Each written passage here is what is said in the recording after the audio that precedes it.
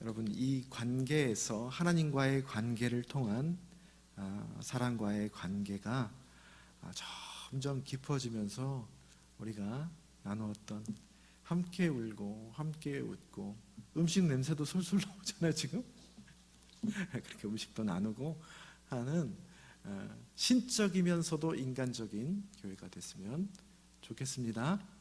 여러분, 조금 온도가 좀 어떠신가요? 조금 덥죠? 날씨가 벌써 이제 아무것도 안 틀면은 더운 시기가 됐습니다. 조금만 온도를, 에어컨을 좀 틀어주시면 감사하겠습니다.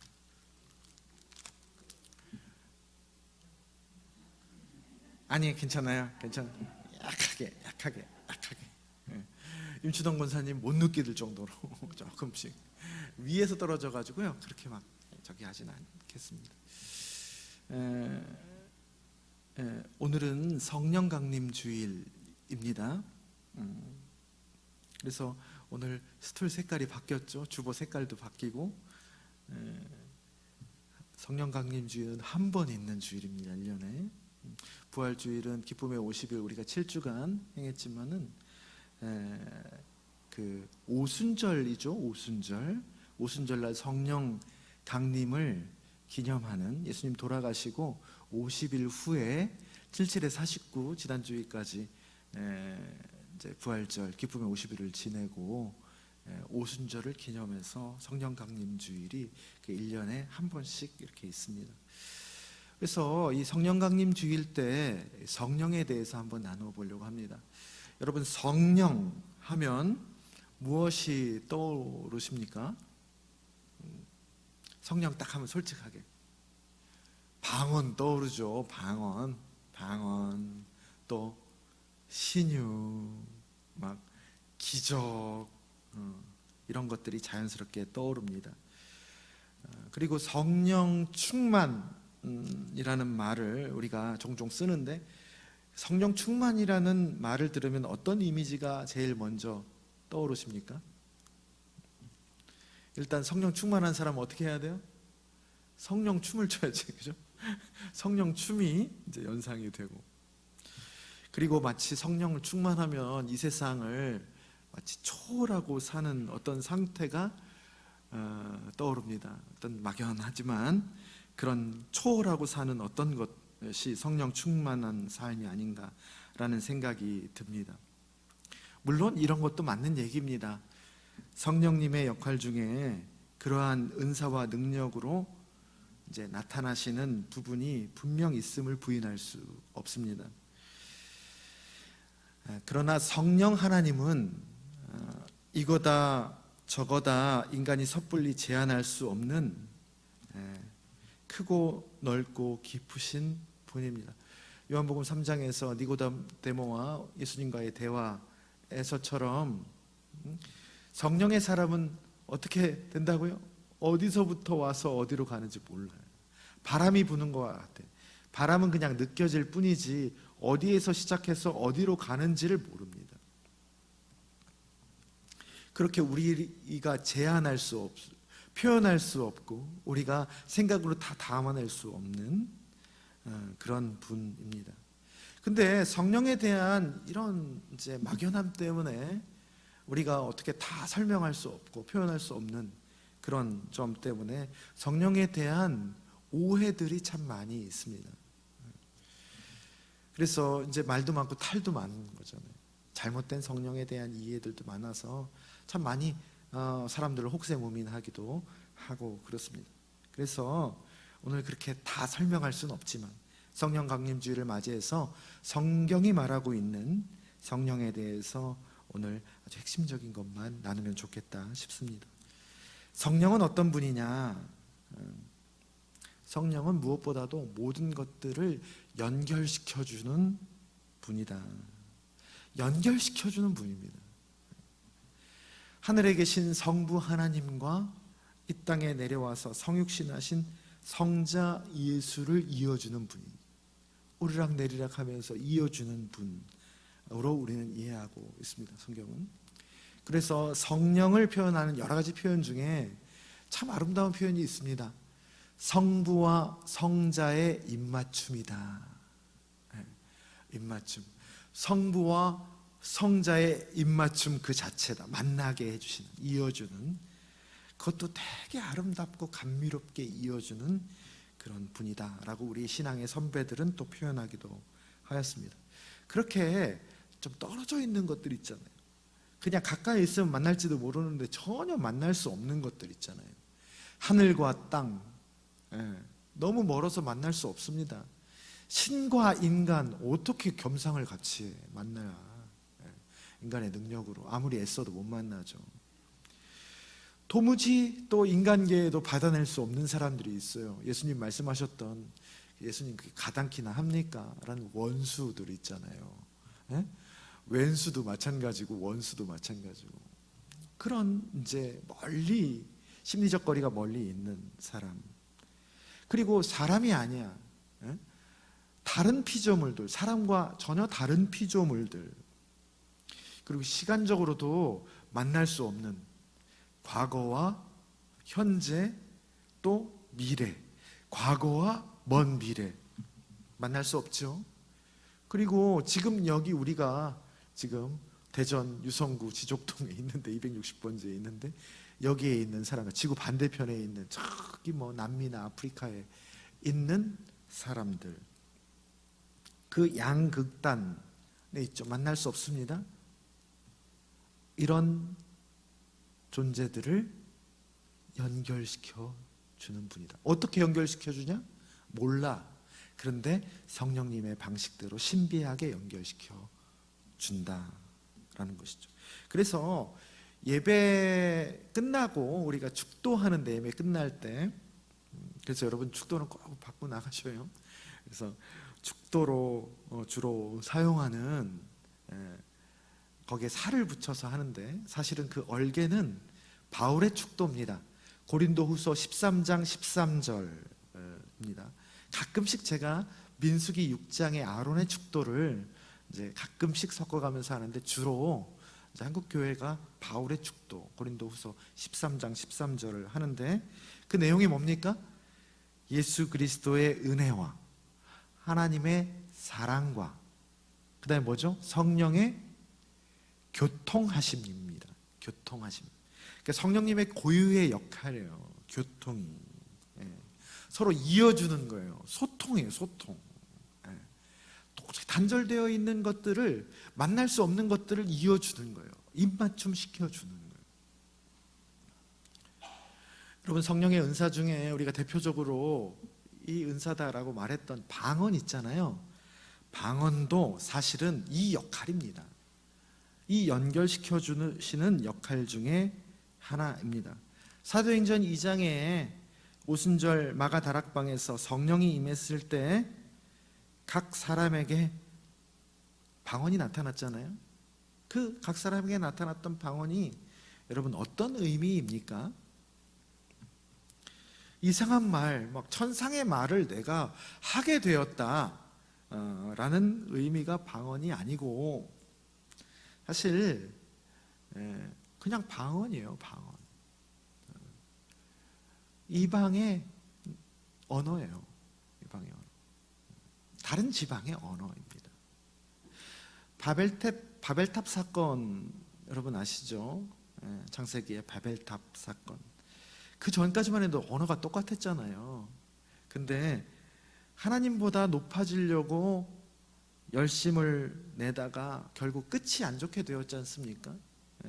그 성공도 못하고 오히려 아니함만 못하게 된 거예요. 언어가 혼잡게 되었죠. 그 말은 불통이 되었다는 얘기입니다. 서로 언어가, 말을 말귀를 못 알아들어 서로. 그러니까 이제 일이 안 되는 거지. 작업이 안 되는 거예요. 하나님보다 높아지려다가 불통이 돼버린 거예요. 바벨탑 사건의 메시지는 그게 핵심 메시지입니다. 그것을 계속 그러면서 같이 살아도 함께 하지 못하고 서로 불통되는 그런 고통을 겪고 있다가 성령님이 임하심으로 다시 그것이 원점으로 되돌아온 거예요. 그게 방언 사건입니다. 각 나라의 언어, 그때 다 언어가 혼잡되어 언어가 달라졌는데 각 나라의 언어, 방언으로 한 가지를 얘기하는 거예요. 예. 처음에 못 알아듣는데 딱 한 가지를 얘기한 겁니다. 뭘 얘기했냐면 바벨탑 사건에서 잃어버렸던 마음 있잖아요. 하나님의 큰 일 행하심, 하나님이 큰 일을 행하시더라. 하나님의 주권을 말함을 통해서 각자 각 나라의 방언들을 서로 얘기함으로써 뜻이 통한 겁니다. 모두 하나님 안에서 연결된 존재이구나 라는 것을 방언을 통해서 맛보게 한 겁니다. 그러니까 방언은요, 소통에 있습니다. 방언은 소통의 은사예요. 방언은 청산유수처럼 하는데 하나님과 방언을 통해서 연결되지 못하고 하나님 마음, 또 하나님 마음 안에 있는 사람들의 진심 같은 것들을 나는 잘 못 알아들어. 그런 때 있지 않습니까? 같은 한국말을 하는데도, 언어가 다르지도 않는데도 서로 못 알아듣고 자기 말만 하고 평행선인경. 같은 말을 해도 한국말을 해도 못 알아들어. 방언은 잘하는데 그거는 진정한 성령의 은사가 아닙니다. 방언은요, 방언의 핵심은 그렇게 뜻이 통하는 거예요. 말귀를 잘 알아듣는 거예요.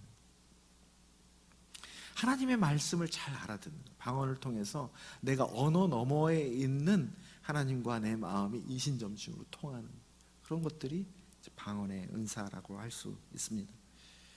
그래서 예수님이 진정한 주인이시다라고 고백하는 것, 1절에 3절에 그 당시는 그 목숨을 거는 행동이었거든요. 예전에 입으로 시인한다라는 의미를 얘기하면서 퀴리오스, 그 당시 퀴리오스라고 주라는 단어죠. 그것을 고백하는 대상은 보통 세 대상이 있었거든요. 아내가 남편에게 퀴리오스라고 했고, 또 하인이 주인에게 퀴리오스라고 주님이라고 했고, 또 신하가 왕에게 퀴리오스라고 했습니다. 그런데 세례 받을 때 이제 믿음이 들어와서 세례 받을 때 많은 사람들 앞에서, 세례는 공동체 앞에서 공개적으로 받는 겁니다. 초대기일 때부터. 그때 고백하는 거예요.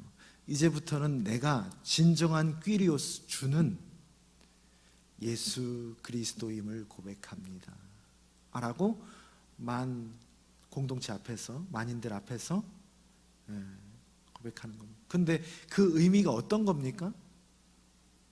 그거를 만약에 남편이 들었다고 생각해 보세요.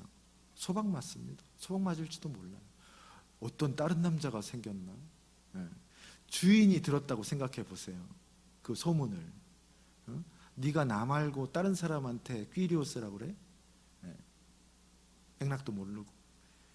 왕은 더 심각하죠. 역적죄로 몰릴 수 있습니다. 그럼에도 불구하고 내가 목숨을 걸고 예수 그리스도가 나의 주인이십니다, 퀴리오스입니다 라고 입으로 시인하는 것만 성도들 앞에서, 그것이 어떻게 인간의 능력으로 아무리 많이 배웠다고 해서 그 본성을 거스르는 일이 어떻게 가능하겠냐 이 말이에요.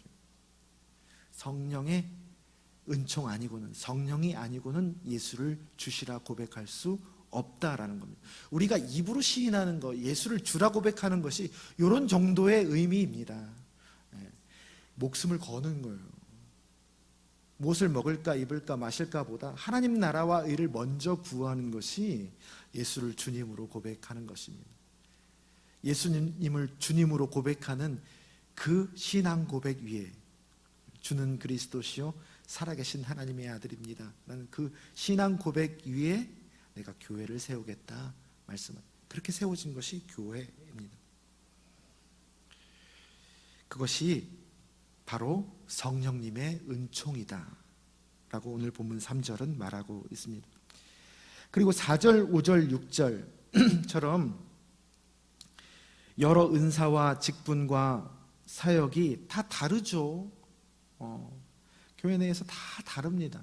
교회 바깥을 나가도 그리스도인들 이 교회 저 교회 다 다니고 다 부르심이 다르고 은사, 직분, 사역이 다 다릅니다.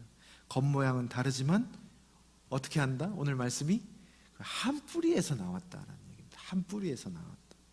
그리고 그 은사와 직분과 사역은 그래서 한 뿌리에서 나왔으므로 무엇을 위해서 있는 겁니까?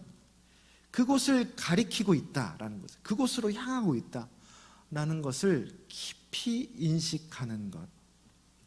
그래서 7절 성령을 나타내심은 뭐를 하기 위함이다? 서로를 유익하게 하려 하심이다. 어떤 은사건 어떤 직분이건 어떤 사역이건 개인적인 은사와 직분과 사역은 없다라는 얘기입니다. 한 뿌리에서 성령님께서 하나님으로부터 나왔기 때문에 그것은 연결시켜주는 것, 공동체를 위해서 이바지 돼야 그게 은사대로 직분대로 사역의 본래 의미대로 행해지는 것이라는 것입니다. 그래서 성령은요 공동체의 영이라고 또한 표현할 수 있습니다. 그래서 교회를 탄생시킨 영입니다. 그래서 성령 강림주일은요 여러 가지 의미가 있는데 교회가 탄생되는 사건입니다. 마태복음 16장 예수님께서 베드로에게 약속하신 것은 그런 교회가 세워질 것이다 약속이고, 실제로 교회가 세워진 것은 예수님 떠나가시고 성령 강림, 마가다락방에서 성령 강림한 그 사건으로 교회가 비로소 탄생되는 겁니다. 그래서 교회는요 사람이 세우는 게 아닙니다. 성령님께서 임하셔서 세워지는 것이 교회 공동체입니다. 그래서 성령 강림을 이제 처음부터 기록한 뭐죠? 네? 어떤 책이죠? 그 역사를 기록한 사도행전 아닙니까? 사복음서가 끝나고 사도행전이 있는데 그 사도행전은요 성령님이 어떻게 교회를 이루어 가시는지를 여러 사건들을 통해서 증언해 내시는 겁니다. 증명해 내는 거예요. 그래서 교회는 여러분 성령의 운행하심 없이는 아무리 재정과 조직과 프로그램이 좋아도, 또 어떤 교회가 좋은 교회입니까? 예? 재정이 넉넉해 그래가지고 막 베푸는 교회가 좋은 교회예요? 조직이 탄탄하게 갖춰져 있어가지고 민주적인 절차를 거치는 게 좋은 교회입니까? 좋은 프로그램이 있어서 사람들 행복하게 하는 게 좋은 교회예요? 아닌 것 같죠, 이렇게 설명하니까. 또한 좋은 사람들이 많이 모였어요. 정말 인격적이고 훌륭하고 나이스한 사람들이 많이 모였어요. 화목해. 좋은 교회입니까? 그렇게 해도 교회가 되지 않습니다. 이걸 그리스도인들은 다 밑바탕에 깔고 있어야 돼요. 성령님이 임해야, 성령님이 세우셔야 교회가 됩니다. 비록 프로그램이 안 좋고 재정이 없고 조직이 없고 왜 문제 일으키는 사람들만 모여 있어 그냥 속 시끄러워. 그래도 성령님이 운행하시는 교회, 성령님께 내 맡겨드리는 교회는 좋은 교회입니다. 사도행전에 얼마나 일들이 많아요.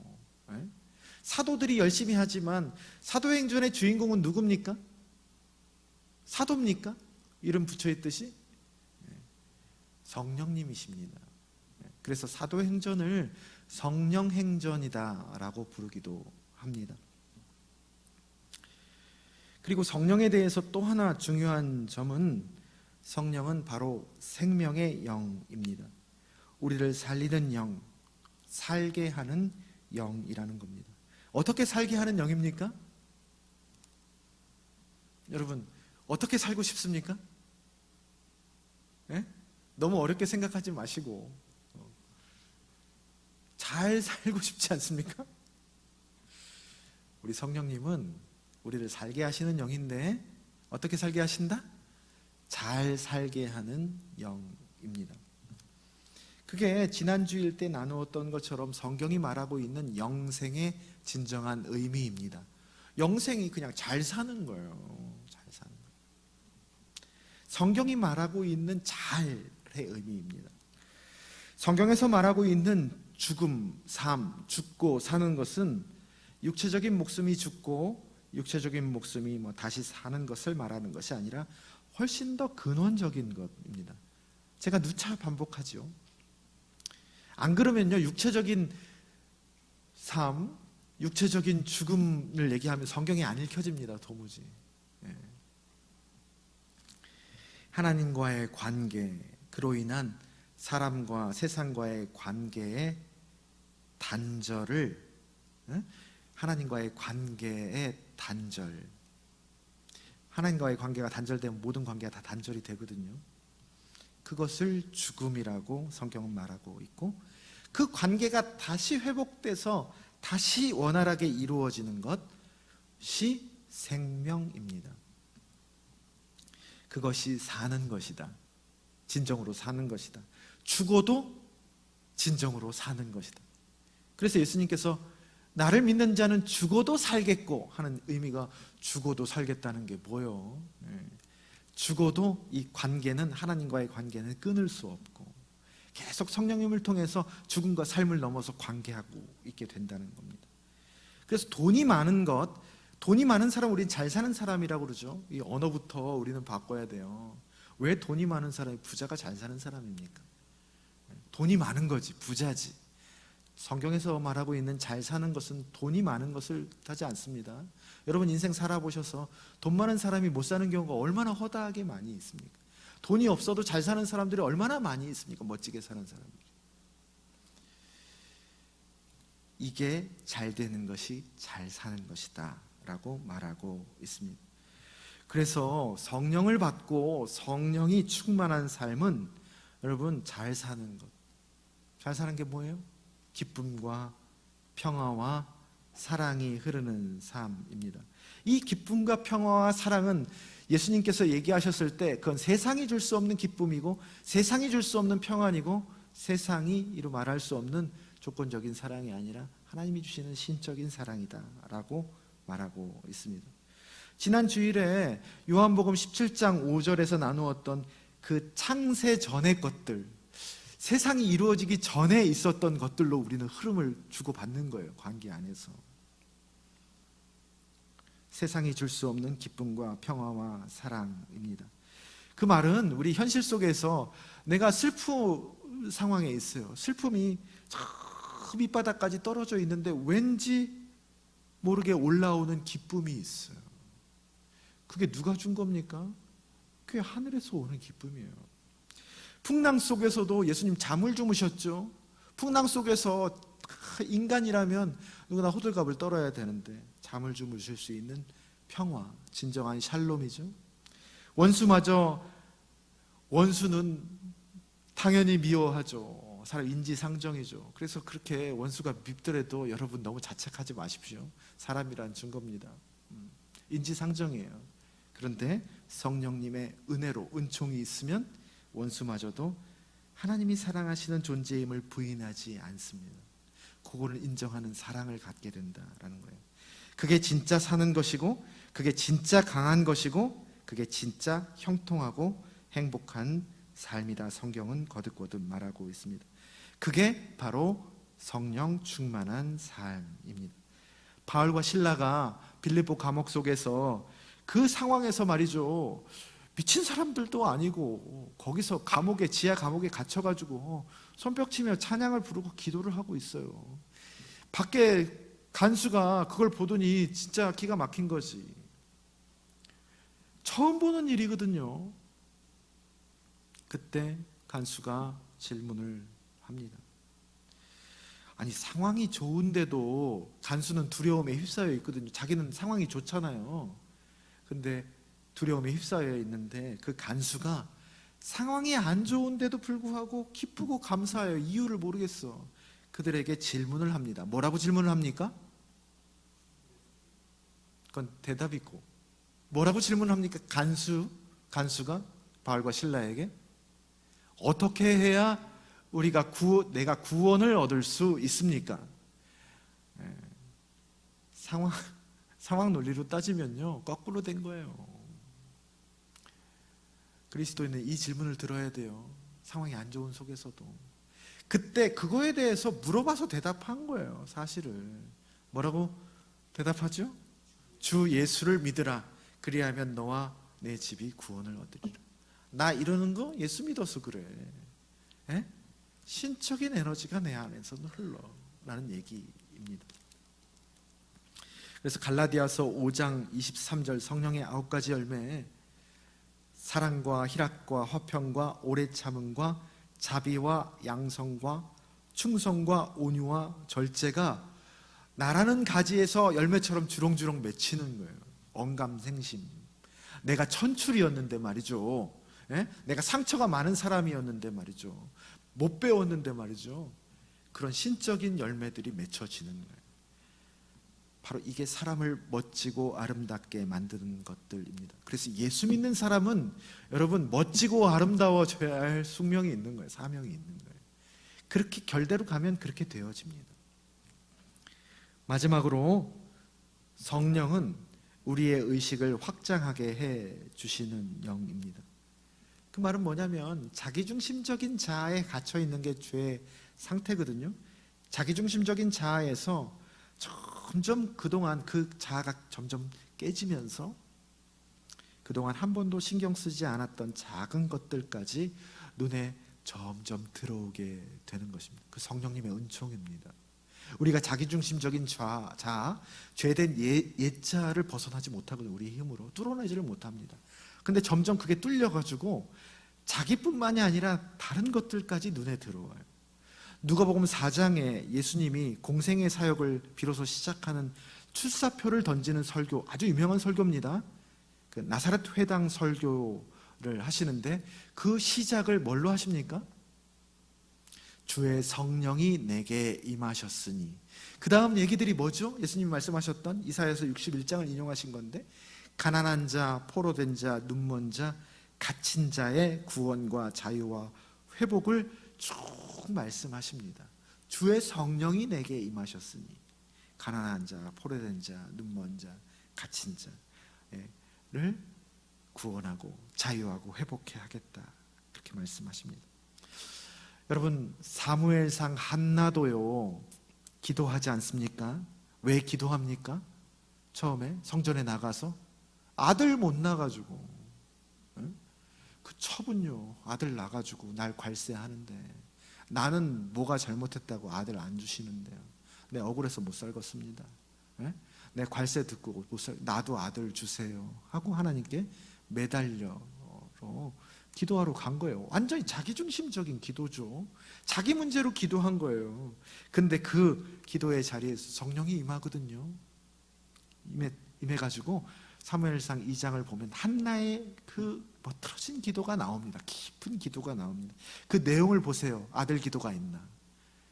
성령이 임했더니 가난한 자, 빈궁한 자를 위하는 하나님에 대해서 찬양을 하면서 간구를 합니다. 나만 생각하고 무엇을 먹을까 입을까만 생각하던 나의 의식이 점점 하나님의 시선으로 확장돼 가지고 점점 하나님 나라와 의를 먼저 구하는 존재가 되는 겁니다. 그게요, 우리가 할 수 없어요. 성령님의 은총으로 비로소 되는 겁니다. 그래서 성령을 받은 후에 초대교회가 한 일이 뭡니까? 방언만 터졌습니까? 그 이후에 어떻게 했죠? 그동안 내 거야 라고 했던 것들, 그걸 다 풉니다. 유무상통했다라고 해요. 내가 능력으로 생산한 것을 필요가 있는 사람들한테 기꺼이 기쁘게 내어줍니다. 그런 사람들이 이제 보이는 거예요. 나만 생각하고 나의 가족만 생각하는 것이 아니라 가난한 자, 힘없는 자, 슬픔 당한 이들, 그리고 자연 속 미물에게까지 소중히 여기는 마음을 품게 되는 겁니다. 나의 의식이 확장되어 가는 거예요.